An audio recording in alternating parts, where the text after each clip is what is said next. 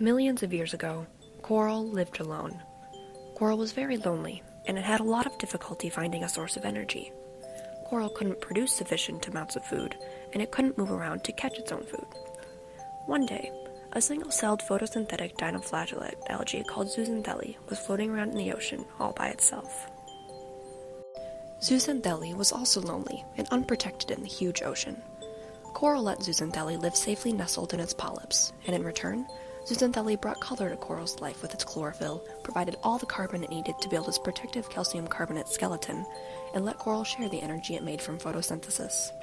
They lived happily together in their symbiotic relationship for many, many years, but one day, the water started getting warmer. Above the water, many things were happening that coral and Zooxanthellae didn't know about. Human activity was causing the levels of greenhouse gases in the atmosphere to drastically increase, which was eroding the ozone layer of the atmosphere. Because of this, more solar radiation was reaching the ocean, and water temperatures were rising. Photosynthetic proteins from Zooxanthellae stopped working in the heat, and it wasn't able to create energy for the coral. Without the ability to photosynthesize, coral saw little reason to keep Zooxanthellae around. Coral kicked Zooxanthellae out of its polyps, forcing it to once again float around in the ocean by itself. But without Zooxanthellae, coral couldn't find food, and its exposed calcium carbonate skeleton became brittle and malnourished. Coral had become bleached.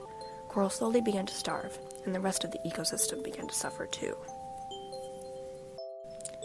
Coral supports up to 4,000 different fish species and countless invertebrates, and they all began to suffer when coral started bleaching. If only there was a way to help poor coral. But wait, what if I told you there was a way you could help? Coral reefs are dying because of the rising levels of greenhouse gases. You can help by making conscious decisions to lower your environmental impact. Ride your bike to work, turn off the AC, or eat a more plant-based diet. By lowering the emissions of carbon dioxide, Zooxanthellae will begin to photosynthesize and return to coral's polyps.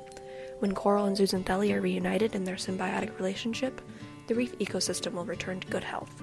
The choice is ours.